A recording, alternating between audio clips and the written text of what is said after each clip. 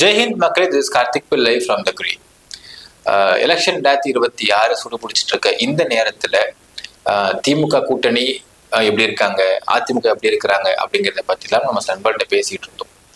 அப்போ ஒரு சில நண்பர்கள் என்ன சொல்றாங்கன்னு பாத்தீங்கன்னா, சார் அதிமுகவை பொறுத்தளவுக்கு என்ன மாதிரி விமர்சனங்கள் வருது அப்படின்னா, சார் முழுக போற கப்பல் எப்படி முழுகனா என்ன அப்படிங்கிற விமர்சனம் வைக்கிறாங்க அப்படின்னு ஒரு தகவல் சொன்னாங்க.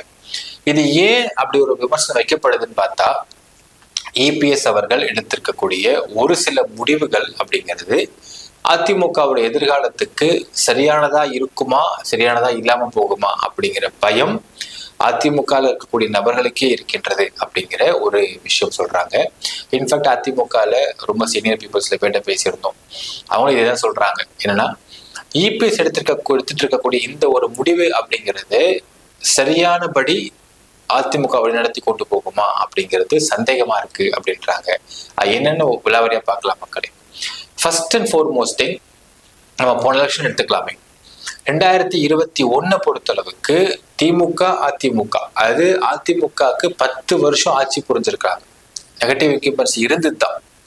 நெகட்டிவ் இன்கம்பன்சி இருந்தாலுமே இங்க ரெண்டு பேருக்கும், இன்ஃபேக்ட் திமுக பார்த்தீங்கன்னா பிரசாந்த் கிஷோரை வச்சுட்டு ஒரு ஸ்ட்ராட்டஜி பில்ட் பண்றாங்க.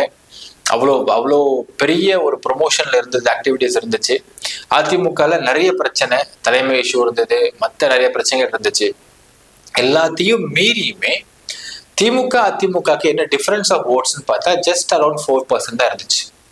இப்போ இந்த 4% ஓட்டு அப்படிங்கிறத என்ன மாதிரி கால்குலேஷன்ஸ் வந்து இப்போ அதிமுக, உதாரணத்துக்கு பிஜேபி என்ன சொல்றாங்க யோசிக்கிறாங்க பாத்தீங்கன்னா, இந்த 4% அப்படிங்கிறத இப்போ திமுக 5 இயர்ஸ் ஆட்சி புரிஞ்சதுல இருக்கக்கூடிய நெகட்டிவ் இன்கம்பன்சியை வச்சும், அதே மாதிரி விஜயோட என்ட்ரியை வச்சும், விஜய் என்ட்ரியில கண்டிப்பா விடுதலை சிறுத்தை கட்சி ஓட்டு அங்க கொஞ்சம் போகும், திமுக ஓட்டு கொஞ்சம் அங்க போகும், அதே மாதிரி சீமான் ஓட்டு கொஞ்சம் அங்க போகும், அதிமுகலே கொஞ்சம் போகும்.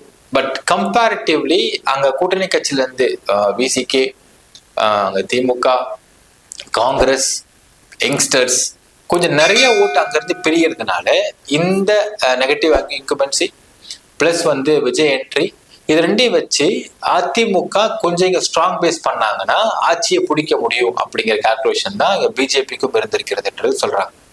இப்போ இந்த கால்குலேஷனை அவங்க கொண்டு வரணும், அதிமுக வந்து நடைமுறை கொண்டு வரணும் அப்படின்னா 2 விஷயம் பண்ணணும். டிடிவி, சசிகலா, பாமக இவங்க எல்லாரையும் ஒன்றிணைக்கணும் அப்படின்னு ஒரு விஷயம் சொல்றாங்க. இப்ப நம்ம இன்னொரு ஆங்கிள் யோசிச்சு பார்த்தோம் மக்கள். அதாவது பாமக திரு ராமதாஸ், அன்புமணி ராமதாஸ் இவங்களுடைய அந்த சண்டை அப்படிங்கிறது உண்மையான சண்டையா இல்ல பொய் சண்டையா அப்படிங்கிற ஒரு பெருத்த சந்தேகம் வந்தது. ஏன் நான் சொல்றேன் உங்களுக்கு, பிஜேபியை பொறுத்தளவுக்கு அவங்க பிஜேபி ஒரு கட்சியை மசிய வைக்கணும் அப்படின்னா அவங்க யூஸ் பண்ற 2 டெக்னிக் பாத்தீங்கன்னா, ஒன்னு இடி, ஒன்னு சிபிஐ, இல்ல ஐடி. ஸோ 3 தான் யூஸ் பண்ண டெக்னிக்கா இருக்குது. இடி, சிபிஐ, ஐடி. இந்த அடிப்படையில் 2024 வந்த நாடாளுமன்ற தேர்தலை பொறுத்தளவுக்கு திரு அன்புமணி ராமதாஸ் அவர்கள் மேல உள்ள சிபிஐ வழக்க மேற்கோள் காட்டி தான் பாஜக வந்து பாமகவை தனக்குள்ள எடுத்துக்கிட்டாங்க அப்படிங்கிற விமர்சனம் இருக்கின்றது.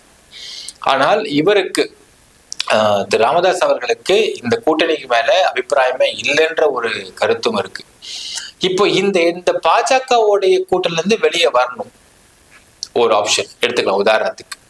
ஆனால் வெளியே வந்தா அன்புமணி மேலையும் எந்த ஒரு வழக்கோ எந்த ஒரு ஆக்ஷனோ எடுக்காமலும் இருக்கணும் அப்படின்னா என்ன பண்ண முடியும் அப்படின்னு யோசிச்சுப்பாங்களேன். ஒரு பிரில்லியண்டான மூவ் என்ன பண்ண முடியும்னா, அப்பாவும் பிள்ளையும் அடிச்சுக்கிறாங்க மீடியால அவங்க பேர் வந்து நாறு, வேற வழியே இல்லை. இஃப் யூ ஆஸ்க் அன்புமணி, ஏன்னா என்ன பண்ண முடியும், அப்பா வந்து முறுக்கிட்டு இருக்காரு, அப்பா ஒரு கோவத்துல இருக்காரு, நான் அப்பாவை என்ன பண்ண முடியும், பேசிடலாமா? Easy option. இன்னொரு ஆப்ஷன் ராமதாஸ், அவர்கிட்ட யாரும் பேச முடியல அப்படிங்கிற மாதிரி அவர் ஒரு பிம்பத்தை ஏற்படுத்திட்டார், ஒரு சர்க்கிள் ஏற்படுத்திட்டார். கோவப்படுறது, கத்துறது, நான் பண்ண மாட்டேன்னு சொல்றது. ஸோ வெளியால் நமக்குள்ள ஆக்கிரமி பண்ணாம இருக்கணும் அப்படின்னா உள்ளுக்குள்ள ஒண்ணு ஒற்றுமையா இருக்கணும். இல்ல நம்ம குடிமை அவர்கிட்ட சிக்கிட்டு இருக்கு அப்படின்னா உள்ளுக்குள்ள அடிச்சுக்கிற மாதிரி இருக்கும். அப்படி இருந்துச்சுன்னா என்ன யோசிப்பாங்க பாஜக, ஐயா அவங்களே அடிச்சுக்கிட்டு இருக்காங்கப்பா, அவனை கூப்பிட்டு பிரச்சனை தான் நமக்கு தேவையில்லாம கூப்பிட்டுட்டு வேண்டாம் விட்டுலாம்ப்பா அப்படின்னு விடுவதற்கு வாய்ப்பு இருக்கு. சோ இங்க அன்புமணி மற்றும் ராமதாஸ் அவர்களுடைய சண்டை அப்படிங்கிறத யோசிச்சு பாருங்க மக்களே. ராமதாஸ் அவர்கள்லாம் இத்தனை வருஷமா பழந்திண்ணி கொட்ட போட்டவர். அவரு எலெக்ஷன் சமயத்துல இந்த மாதிரி ஒரு செக் மூவ் வைக்கிறாருன்னா அந்த மூவ் வந்து டம் மூவா இருக்கும் அப்படிங்கிற ஒரு சந்தேகம் நமக்கு தோன்றுகிறது. சோ பிஜேபியை விட்டு விலகினா மட்டும்தான் நமக்கு இங்க தமிழ்நாட்டுல ஓட்டை கேப்சர் பண்ண முடியும் அப்படிங்கிற சிச்சுவேஷன் ஒரு பக்கம். இன்னொரு பக்கம் பிஜேபியை விட்டு நகர்ந்திருந்தா மட்டும்தான் நம்ம வந்து அவங்க அடிமை ஆக மாட்டோம் அப்படிங்கிற இன்னொரு பக்கம். ஆக்சுவலா பிஜேபி பொறுத்தவரைக்கும் பாத்தீங்கன்னா மக்களே, பாண்டிச்சேரி எப்படி பண்ணாங்களோ போன வாட்டி அதே மாதிரி தமிழ்நாட்டுல பண்றதுக்கு ட்ரை பண்றாங்களான்ற இன்னொரு பேச்சும் வருது. எப்படின்னா ஒரு கட்சியை உடைக்கணும்.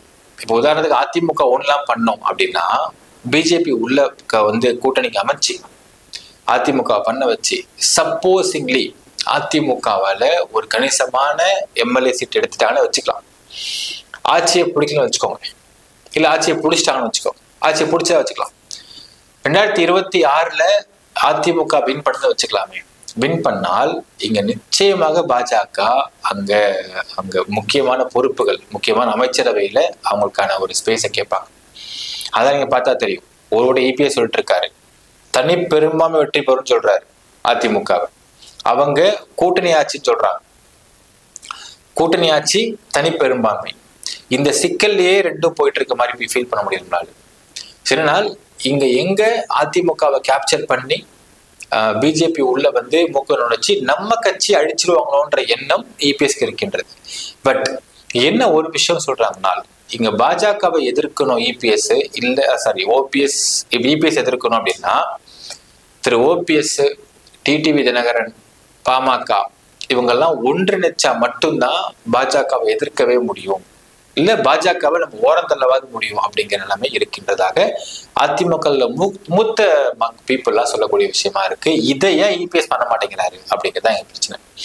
இப்ப இபிஎஸ் பண்ண முடியாதுக்கான காரணம் என்ன? ஒரு பக்கம் ஈகோ. இன்னும் டிடிவி பாத்தீங்கன்னா நாங்க இபிஎஸ் ஏத்துக்க மாட்டோம் முதல் வேட்பாளர் அப்படின்னு சொல்றாரு. அதை டிடிவி சொல்றதுக்கு நியாயமே இல்லை. ஏனால் டிடிவி அவர்கள் பிஜேபி வெளியே வராரு, அந்த கூட்டில முடிச்சுட்டு வராரு. முடிச்சுக்கிட்டு வந்துட்டாருனால் அடுத்தது அதிமுகவை ஒரே அணியா இணைச்சா மட்டும்தான் இங்க நம்ம பலத்தை காட்ட முடியும் அப்படிங்கிற நிலைமை இருக்கும் பொழுது டிடிவி அவர்களோ சசிகலா அவர்களோ இபிஎஸ் அவர்களை பார்த்து பேசுவதற்கு என்ன மூவோ பண்ணலாம். நீங்க ஆல்ரெடி பாருங்க மக்களே, செங்கோட்டையை பிரிச்சாங்க. பிஜேபி என்ன பிளான் பண்ணுவாங்கன்னு சொல்றாங்கன்னா, இந்த எலெக்ஷனுக்கு அப்புறம் அதிமுகல உள்ள ஒரு சில எம்எல்ஏக்கெல்லாம் ஸ்லோவா பிஜேபி விலைக்கு வாங்குவாங்க சார். லிஸ்ட்டை ஃபுல்லா எடுத்துருவாங்க. எடுத்துட்டு மிரட்டியே அவங்க பணியை மசிய வைப்பாங்க. இப்ப இதெல்லாம் உடைக்கணும்னா என்ன பண்ணும் இபிஎஸ் அவர்கள்? he has to think wisely. அப்போ அதிமுக கூட்டணி ஸ்ட்ராங்கா இருந்தால் மட்டும்தான் இங்க பிஜேபி இபிஎஸ் பார்த்து கொஞ்சம் யோசிக்க முடியும். இல்லைன்னா அது வந்து சரியான மூவாக இருக்காது. ஈஸியா அவங்க உடைச்சிட்டு போயிடுவாங்க, அவங்களுக்கு இருக்கிற சென்ட்ரல்ல பவர்ல இருக்கிறதுனால அப்படின்ற ஒரு தகவலை சொல்றாங்க. ஸோ இங்க இபிஎஸ் அவர்கள் அதிமுகவை ஒன்றிணைக்கிற வேலையை, ஒன்றிணைக்கிற பணியை செய்யாம இருக்கிறதுனால அதிமுக இங்க வீக் ஆகும் அப்படிங்கிறதான் இங்க ஏடிஎம்கே இருக்கக்கூடிய ஒரு சில நிர்வாகிகளுடைய கருத்தாகவும் எண்ணமாகவும் இருக்கின்றது.